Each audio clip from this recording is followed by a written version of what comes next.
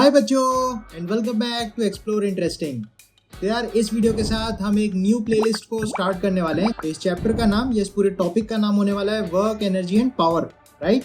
तो बेसिकली इस वीडियो के कंटेंट्स होने वाले हैं कि वर्क क्या होता है, सेकेंड उसको कैलकुलेट कैसे कर सकते हैं, देन इसके टाइप्स क्या होते हैं, टाइप्स ऑफ वर्क अपन जानेंगे, और फाइनली ये जो अपना वर्क है इसको यूज कैसे करके करना है वो सिनेरियोज हम देखने वाले हैं। तो इस वीडियो से आपको वर्क के बारे में बहुत कुछ सीखने को मिलेगा और कमिंग वीडियोस में हम एनर्जी के बारे में भी सीखेंगे। इंपॉर्टेंट बात यह है कि इस चैप्टर को हम एज अ टूल पढ़ेंगे, क्योंकि कई सारी जगहों पे जहाँ पे आप direct Newton laws of motion या equations of motion, kinematics basically आप नहीं यूज कर पाओगे, वहां पे आप एनर्जी से खेल के एक लाइन में प्रॉब्लम को सॉल्व कर सकते हो। तो beauty of this concept is काफी सारी मुश्किल प्रॉब्लम्स में एनर्जी का कॉन्सेप्ट आप अगर लगाते हो तो क्वेश्चन एक लाइन में भी सॉल्व किया जा सकता है। ये बहुत शानदार चीज मुझे लगती है इसकी। तो काफी इंटरेस्टिंग चैप्टर है, बहुत सारी नई चीजें इसमें सीखने को मिलेगी। So let's get started with this video. तो सबसे पहली बात है यार, वर्क एग्जैक्टली है क्या, ठीक है। तो जैसा कि बचपन में आपने पढ़ा भी होगा कि अगर किसी बॉडी पे एक फोर्स लगे और वो फोर्स उस बॉडी को डिस्प्लेस कर दे, तो फोर्स और डिस्प्लेसमेंट का जो प्रोडक्ट होता है उसे आप वर्क बोलते हो। पर क्योंकि अब आप 11th क्लास में आ गए हो या हो सकता है आप बड़े हो गए हो, तो वर्क की डेफिनेशन थोड़ी सी चेंज होगी, क्योंकि फोर्स और डिस्प्लेसमेंट दोनों वेक्टर क्वांटिटीज हैं और वर्क क्योंकि एक स्केलर क्वांटिटी है, तो अपन को मालूम है दो वेक्टर्स का प्रोडक्ट स्केलर कब मिलता है, जब उनके बीच में स्केलर प्रोडक्ट हो या फिर डॉट प्रोडक्ट हो।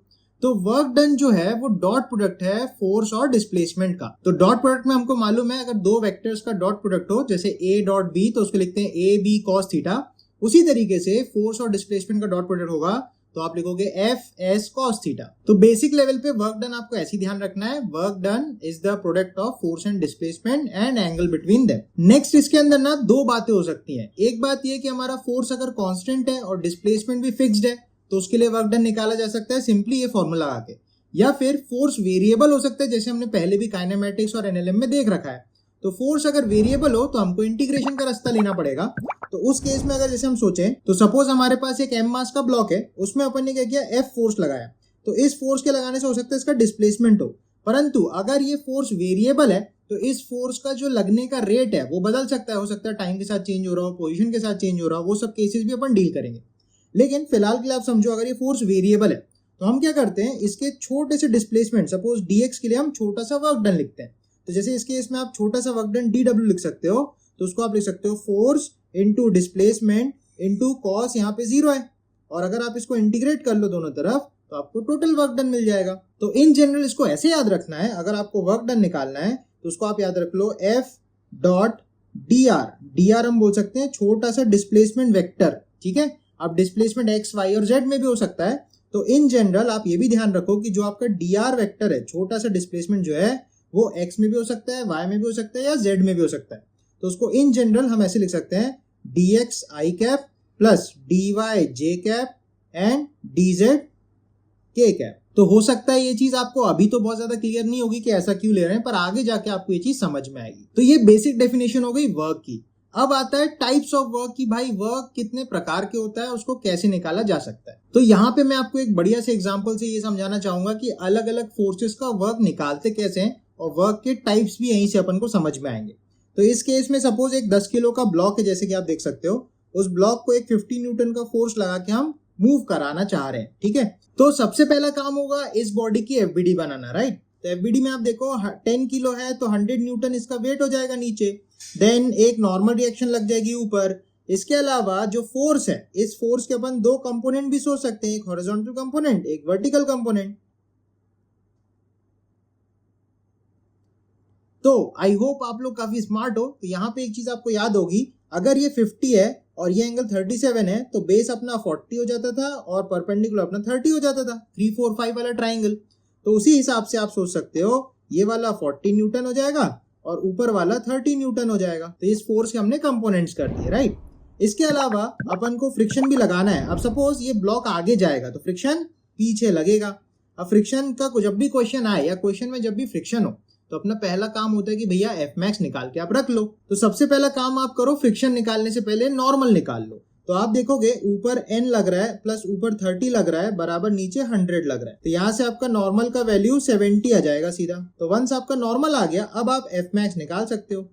एफ मैक्स हो जाएगा म्यू एन, म्यू हो जाएगा 0.2 और एन है 70, तो 7 2 14 न्यूटन हो जाएगा। ठीक है, तो अपने पास सब कुछ आ गया है। अब मैं एक एक करके ग्रेविटी का वर्क डन, नॉर्मल रिएक्शन का वर्क डन, फ्रिक्शन का वर्क डन और फोर्स का वर्क डन निकालने वाला हूँ। सपोज मैंने इसको 10 मीटर डिस्प्लेस किया है, इसके करस्पॉन्डिंग अपन वर्क डन निकालेंगे। अब आप एक चीज देख सकते हो, फ्रिक्शन की जो मैक्स वैल्यू 14 है और आगे लग रही है 40, मतलब आगे वाली फोर्स काफी बड़ी है, तो वो इस बॉडी को खींच के आगे ले जाएगी। तो यहाँ पे आप ऐसा समझो, सबसे पहले ग्रेविटी का वर्क डन, राइट। तो ग्रेविटी लग रही है नीचे 100, इसका डिस्प्लेसमेंट हुआ आगे 10 मीटर, परंतु इन दोनों वेक्टर्स के बीच में देखो आप 90 डिग्री एंगल है, और अपन को पता है डॉट प्रोडक्ट में जब दो वेक्टर्स परपेंडिकुलर होते हैं तो उनका डॉट प्रोडक्ट 0 होता है, तो वर्क डन बाय ग्रेविटी 0 आ जाएगा। नेक्स्ट नॉर्मल रिएक्शन का वर्क डन अगर सोचोगे तो नॉर्मल लग रही है ऊपर, ठीक है, इसका डिस्प्लेसमेंट हो रहा है आगे, फिर से आप देखो फोर्स और डिस्प्लेसमेंट के बीच में 90 डिग्री, तो वर्क डन यहाँ पे भी 0 हो जाएगा। नेक्स्ट अपन को फ्रिक्शन का वर्क डन निकालना है। आप ध्यान देना, फ्रिक्शन लग रहा है पीछे, डिस्प्लेसमेंट हो रहा है आगे, तो इन दोनों के बीच में एंगल जो हो रहा है वो 180 डिग्री बन रहा है, तो कॉस 180 अपन को लगाना पड़ेगा। तो वर्क डन आप सिंपल लिखोगे, friction that is 14 into displacement 10 into cos 180 लगाओगे, तो cos 180 -1 होता है, तो वर्क डन आ जाएगा माइनस में 140 जूल्स। और फाइनली अपन को F जो फोर्स है, ये वाला जो फोर्स है, इसका अपन को वर्क डन निकालना है। तो क्योंकि आप ध्यान देना, मैंने यहाँ 2 डायग्राम्स बनाए हैं, तो मैं आपको 2 तरीके भी सिखाऊंगा वर्क डन बाय इस टाइप के फोर्स कैसे निकाला जा सकता है। तो सबसे पहला मेथड अपना सिंपल सा है, जो भी फोर्स दिया है वो लिख लो, जो भी डिस्प्लेसमेंट दिया है वो लिख लो, और उनके बीच में एंगल अगर फिक्स है पूरे टाइम तो force displacement into cos theta आप लिख लो। तो ये सबसे सिंपल तरीका है। तो फोर्स है 50, डिस्प्लेसमेंट है 10 मीटर और एंगल है cos 37। तो हमको पता है यार cos 37 जो होता है वो होता है 4/5, 5 से कटेगा 10 बचेगा, 10 इंटू 10 100 इंटू 4 400, तो इसका आंसर हो जाएगा 400 जूल्स। नेक्स्ट जो सेकंड मेथड है उसमें मैं यूटिलाइज करूंगा इन कंपोनेंट्स का। आप अगर ध्यान दो, इस फोर्स के 2 कंपोनेंट है, आप दोनों कंपोनेंट्स का अलग अलग वर्क डन निकाल के जोड़ के भी लिख सकते हो, क्योंकि वर्क स्केलर क्वांटिटी है, तो दोनों कंपोनेंट्स के अलग अलग वर्क निकालो, जोड़ के टोटल भी आप बता सकते हो, वो सेम ही आने वाला है। आप ध्यान दो, 30 न्यूटन वाली जो फोर्स है और जो डिस्प्लेसमेंट है, ये दोनों आपस में परपेंडिकुलर है, तो 30 न्यूटन वाला जो फोर्स है वो वर्क ही नहीं करेगा। वेयर एज 40 न्यूटन वाला कंपोनेंट और डिस्प्लेसमेंट दोनों सेम डायरेक्शन में है, तो इसका वर्क डन होगा, और सिंपली फोर्स इंटू डिस्प्लेसमेंट हो जाएगा, क्योंकि एंगल 0 डिग्री है। तो इस पार्ट में मेथड 2 में आप वर्क डन बाय फोर्स सोच सकते हो, 30 वाले का 0 हो जाएगा क्योंकि वो परपेंडिकुलर है, और 40 वाले का हो जाएगा 40 इंटू डिस्प्लेसमेंट 10 इंटू कॉस 0, तो ये सीधा सीधा ये भी 400 जूल्स ही आ जाएगा। इसमें मैं आपको एक स्पेशल पॉइंट बताना चाहूंगा, कभी भी अगर आपके पास फोर्सेस के कंपोनेंट्स हो तो उस केस में आप वर्क डन एक सिंपल से जुगाड़ से निकाल सकते हो, जिसमें आप सिंपली मल्टीप्लाई करना है डिस्प्लेसमेंट इनटू फोर्स का component along the direction of displacement. जैसे यहाँ पे भी हो रहा है, डिस्प्लेसमेंट इधर हो रहा था और इस दिशा में जो फोर्स का कंपोनेंट होगा वही वर्क करेगा, दूसरा वाला जो कंपोनेंट है वो तो परपेंडिकुलर हो जाएगा, उसका वर्क डन 0 हो जाएगा। तो simply displacement into force in the direction of displacement या component of force in the direction of displacement से भी आप वर्क डन निकाल सकते हो। तो एक छोटा सा अपन नोट ऐड कर लेंगे। अब मुझे तो ये बात मालूम है कि आप इस फॉर्मूले को ज्यादा यूज करोगे कि ये शॉर्टकट की तरह काम करेगा, लेकिन इसमें एक छोटी सी बात याद रखना, अगर डिस्प्लेसमेंट और फोर्स अपोजिट है तो माइनस आएगा, क्योंकि कॉस 180 लगेगा जैसे कि फ्रिक्शन में लग रहा है। वेयर एज फोर्स भी आगे डिस्प्लेसमेंट भी आगे, तो क्योंकि वहां 0 डिग्री एंगल है तो वो पॉजिटिव में वर्क आएगा। तो याद रखना है, अगर एंटी पैरेलल है फोर्स और डिस्प्लेसमेंट तो नेगेटिव वर्क होता है, पैरेलल है फोर्स और डिस्प्लेसमेंट तो पॉजिटिव वर्क होता है। तो यहां तक हमने ये सीखा कि जो वर्क डन है वो 0 भी हो सकता है, वो नेगेटिव भी हो सकता है और वो पॉजिटिव भी हो सकता है। तो यहां से अपन एक पॉइंट ये सीखने को मिलता है, किसी भी सिस्टम में आप ध्यान देना, अगर वर्क डन पॉजिटिव है तो वो सिस्टम की एनर्जी को बढ़ाता है। फॉर एग्जाम्पल, आपने इस ब्लॉक को खींच के आगे फेंका होगा, राइट, थोड़ी देर जाके छोड़ दिया होगा, तो ये ब्लॉक चल के जाके रुकेगा क्योंकि एक्सेलरेशन आएगा, राइट। तो एक्सेलरेशन से वेलोसिटी बढ़ेगी, वेलोसिटी बढ़ेगी, बाद में फ्रिक्शन उसको रोक के बाद में रोकेगा, वो अलग बात है। पर आपने जब इस पे बड़ी फोर्स आगे लगाई, छोटी फोर्स पीछे, तो एक्सेलरेट करेगा, इससे इसकी स्पीड बढ़ेगी। तो ये वाला जो वर्क डन बाय फोर्स हो रहा है, आप देखो पॉजिटिव आ रहा है, तो ये बॉडी की एनर्जी को बढ़ा रहा है, इस केस में काइनेटिक एनर्जी को। सिमिलरली जो फ्रिक्शन है, फ्रिक्शन एनर्जी का लॉस करा रहा है, क्योंकि नेगेटिव वर्क डन हो रहा है तो एनर्जी का नुकसान करा रहा है। आप इमेजिन करो, जब ब्लॉक छूट के जाएगा तो फ्रिक्शन ही तो उसको रोकेगा। तो जो भी फोर्स का वर्क डन नेगेटिव होता है वो एनर्जी का नुकसान कराता है, और हो सकता है यहाँ पे हीट प्रोड्यूस करेगा वो, राइट, और हीट प्रोड्यूस करके एनर्जी को लॉस कराएगा, सिस्टम में से एनर्जी निकल जाएगी, तो काइनेटिक एनर्जी ड्रॉप कर जाएगी। नेक्स्ट, जो फोर्स का वर्क डन 0 होता है वो सिस्टम में ना एनर्जी को बढ़ाते हैं ना एनर्जी को घटाते हैं, तो इसको आपको ध्यान रखना है, इंपॉर्टेंट पॉइंट्स है। एक और इंपॉर्टेंट पॉइंट ये है, वर्क डन जो है वो एक इंटरवल के लिए डिफाइन होता है, कभी भी इंस्टेंटेनियस वर्क डन कुछ नहीं होता। एक इंस्टेंट के लिए वर्क डन अपन नहीं डिफाइन कर सकते, वर्क हमेशा एक इंटरवल के लिए डिफाइन होता है कि एक बॉडी को आपने यहां से वहां तक खसकाया तो उसका वर्क डन कितना होगा वो डिफाइनेबल है, राइट। इसको अपन ध्यान रखेंगे। नेक्स्ट आपको एक बढ़िया सा मैं एग्जांपल करके दिखा रहा हूं जिसमें अगेन हम अलग अलग फोर्सेस का वर्क डन निकालेंगे और जो चीजें हमने यहां सीखी इसको भी अप्लाई करेंगे। नेक्स्ट एक बहुत इंटरेस्टिंग सवाल है, इसमें मैंने क्या किया, 5 किलो का ब्लॉक लिया है, इसको अपन एक स्मूथ इंक्लाइन प्लेन जिसका एंगल ऑफ इंक्लिनेशन 37 डिग्री है वहां पे हमने रिलीज किया रेस्ट से।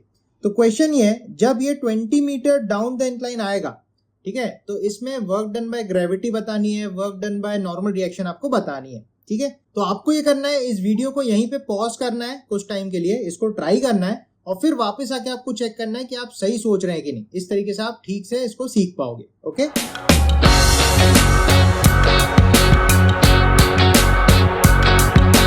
तो आई होप आपने इसको ट्राई किया होगा। अब अपन देखते हैं कि आपने सही अटेम्प्ट किया या नहीं, ठीक है। जो भी गलती होगी उससे सीखना है। तो ऐसे क्वेश्चन में सबसे पहला काम होगा भैया एफबीडी बनाओ, ठीक है। हमको एक चीज ये पता है कि अलोंग द इंक्लाइन प्लेन हमेशा mg sin थीटा लगता है, तो अगर ये 5 है तो इस तरफ लगेगा mg मतलब 50 इंटू साइन 37, साइन 37 हो जाएगा 3/5, राइट। तो यह आ जाएगा अपना 30 न्यूटन, जबकि यहाँ पे लगेगा mg cos 37, cos 37 हो जाएगा 4/5, बोले तो 40 न्यूटन लगेगा, सही है। अब क्योंकि ये स्मूथ है तो अपन को ज्यादा टेंशन लेना नहीं है, फ्रिक्शन एक्शन का रोल है नहीं। अच्छा, नॉर्मल रिएक्शन ऐसे लगेगी perpendicular to the surface, simple से अपन की समझना है। अगेन देखो, नॉर्मल रिएक्शन पूरे रास्ते परपेंडिकुलर ही रहने वाली है, तो नॉर्मल रिएक्शन का वर्क डन ऑलरेडी 0 अपन को दिख रहा होगा, तो नॉर्मल का वर्क डन 0 ही आएगा। देन इसके बाद अगला है ग्रेविटी का वर्क डन। तो अभी जो अपन ने शॉर्टकट सीखा था, देखो भाई, ये वाला जो फोर्स है ये डिस्प्लेसमेंट के परपेंडिकुलर लगेगा, तो हमको पता है डॉट प्रोडक्ट परपेंडिकुलर वेक्टर्स का 0 होता है, तो ये तो भैया वर्क करने नहीं वाला। तो हमको सीधा सीधा करना है displacement into force in the direction of displacement, उससे भी आंसर आ जाएगा। तो यहाँ पे 30 लग रहा है और 20 मीटर यहाँ चला है, तो वर्क डन बाय ग्रेविटी यही वाला हो जाएगा। तो आप वर्क डन में लिख लोगे सीधा सीधा force into displacement in the direction of force, तो आंसर आ जाएगा 600 जूल्स। तो इस तरीके से एक सिंपल सा क्वेश्चन हैंडल हो सकता है। तो इस पर्टिकुलर वीडियो में हमने बेसिक्स ऑफ वर्क सीखा, इसके बाद हम सीखेंगे कि वर्क को और कैसे कैसे यूज किया जा सकता है, कैसे कैसे वर्क डन निकाला जा सकता है अलग अलग प्रॉब्लम्स को ट्राई करके। तो नेक्स्ट वीडियो में कुछ हम प्रॉब्लम्स ट्राई करेंगे, बहुत ही बढ़िया वाले भी, जिससे हमको समझ में आएगा वर्क डन एग्जैक्टली निकालते कैसे कैसे करके। फोर्स वेरिएबल भी हो सकते हैं, फोर्स कांस्टेंट भी हो सकते हैं, वो सारे केसेस मैं आपको दिखाऊंगा, ठीक है। सो इस वीडियो को यहीं कंक्लूड करते हैं। आई होप आपको वीडियोस बढ़िया लग रही होगी, और चैनल को सब्सक्राइब नहीं किया तो डेफिनेटली चैनल को सब्सक्राइब करो, तो उससे काफ़ी ज़्यादा मोटिवेशन और हेल्प मिलती है। सो इसी के साथ आज का वीडियो यहीं कंक्लूड करते हैं। आप लोग बढ़िया से प्रैक्टिस करो एंड फिर मिलेंगे अपने नेक्स्ट वीडियो में। Till then, bye bye.